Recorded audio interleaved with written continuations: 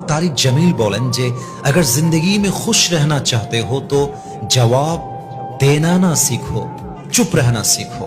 उसने वो कह दिया, ये कह दिया, यूं कह दिया, क्यों कह दिया, ये मत कहो।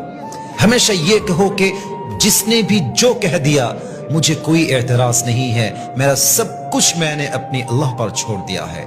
मानुष যাই বলুক আপনি চুপ থাকবেন, জবান বন্ধ, কান বন্ধ, অভিযোগ বন্ধ, আপনার সমস্ত কিছুকে আপনি ছাড়বেন আল্লাহর উপরে। আপনার মনের সুখ আপনাকে দান করবে একজন, বলেন সবাই তিনি কে?